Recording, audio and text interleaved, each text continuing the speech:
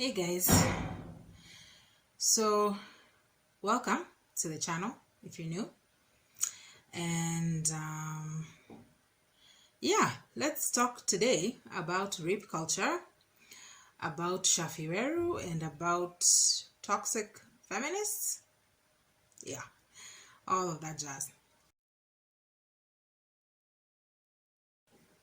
So, and then look at it from a biblical perspective, all of this stuff that has happened. So if you've been under a rock or off social media like last week, like some of us do regularly, you will have seen the whole situation with Kina Shafi and the guys for the breakfast show for Homeboys Radio. And basically what happened is they had this conversation about Eunice, and Eunice is this lady who went on a date with someone. They went back to his place, I guess, or to a place, and she wouldn't have sex with him. So he threw her off the balcony, I think, of the 12th floor of the building they were in.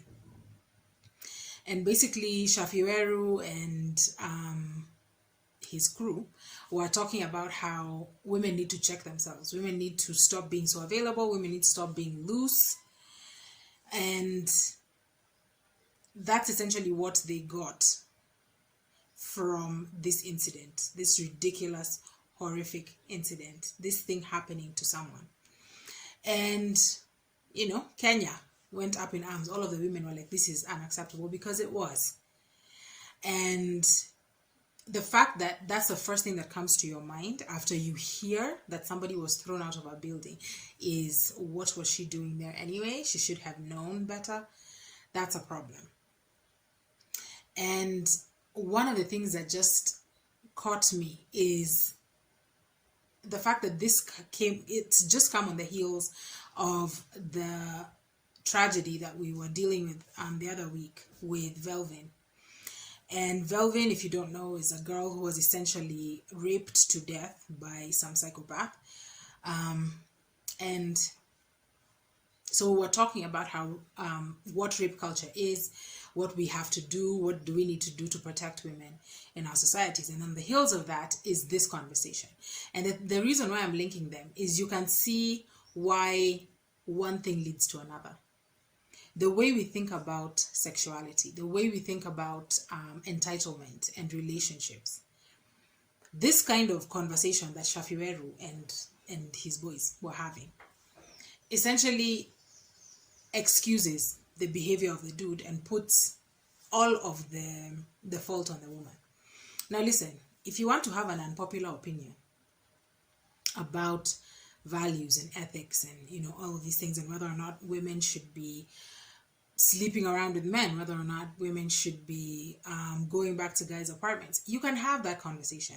Even though I don't know that if the advice we should be getting is from Shaffie Weru and his crew, I'm not sure that they're the ones who have a leg to stand on in this particular area. But if that's your opinion, you're allowed to have your opinion.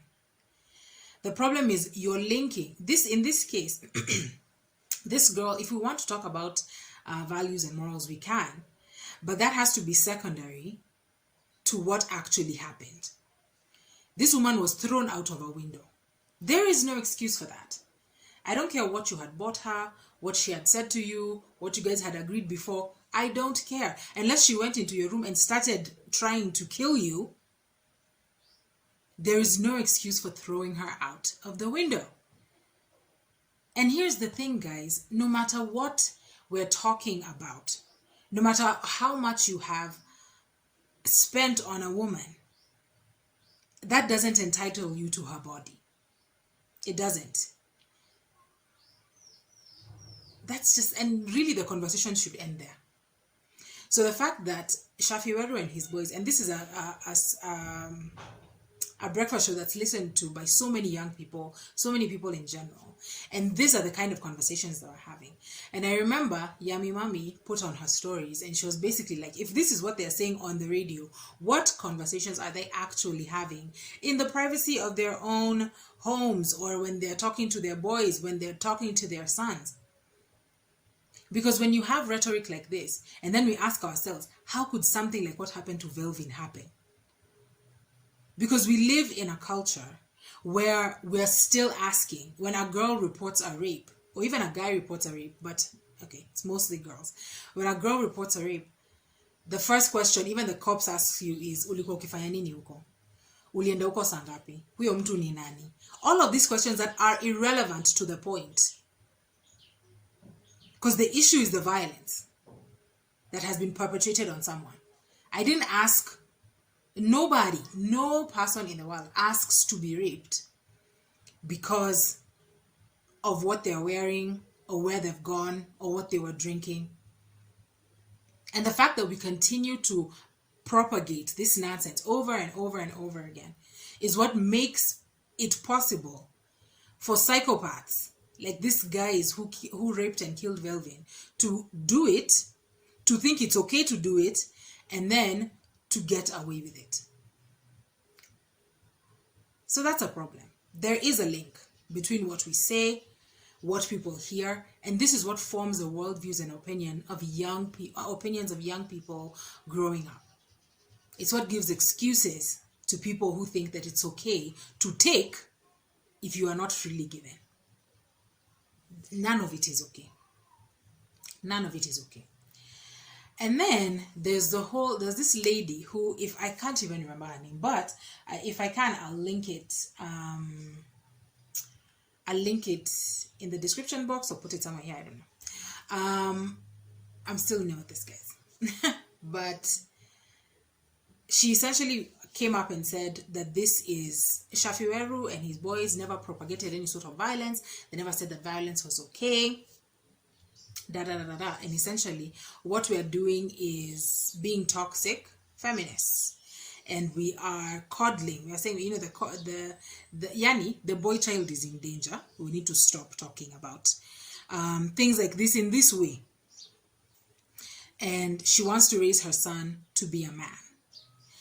And I'm like, there's many things wrong with what you've said, but I fully agree that you should raise your son to be a man. A man is someone who protects. A man is someone who provides. A man is someone who cares for. We can have the conversation about the boy child, and essentially we would probably agree on a few things.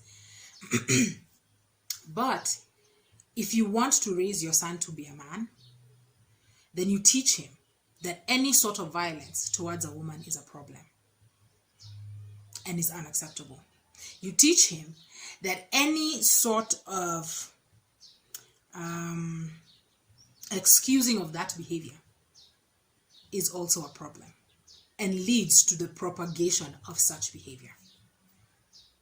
It's as simple as that. It's as simple as that. So take the time to teach your child. Take the time to enable your son to develop good relationships with other men, good relationships with women. Understand that there's a role that he has to play in stopping all of this, just like there's a role that all of us have to play in stopping it. Now the Shaffie Weru and his boys got fired, and I'm actually glad that I left it a bit before I did this video, because we've been able to see how it played out. One of the things that was the most irritating is after all the backlash, they all released some apology, which essentially looked like some person, one of them unlikely, or at least in my opinion, or someone else had written it down and then they essentially signed their names to it. It's basically like a copy-paste apology just to shut people up. That's annoying. Yeah, that should piss all of us off. It should annoy all of us to forever. Because I don't need you to just say the right words because now there's repercussions to the words that you said. I need you to actually think about what it means. All of us have to be pissed off about rape, about violence against women, about men feeling like they're entitled to sex. Because you're not. Definitely not entitled to sex from me or from whoever it is that you've hit on or taken care of or whatever it is that you've done. You're not. And we have to stop acting like there's even a sliver of fault on the side of the abused, on the side of the survivor, on the side of the victim. Because there isn't. Now here's the thing. Many people talk about men. I mean, because people have gotten angry now because, it's got girls who are constantly being told, don't wear this, don't go there, don't drink this, don't hang out with this guy, in order to prevent rape. And, the question is, why aren't men being taught, don't rape? The truth of it is, these are not mutually exclusive things. We should be doing both these things. We should be talking about both of them. The reason the girls are told these things is because, let's face it, we live in a crazy world and not everybody has your best interest at heart. Case in point, the conversation we're having. Not everybody has your best interest at heart. And even those men who aren't, and I don't want to put all men in this bracket because most men won't agree with this, but even, won't perpetuate this behavior. But even those ones who aren't actually violent.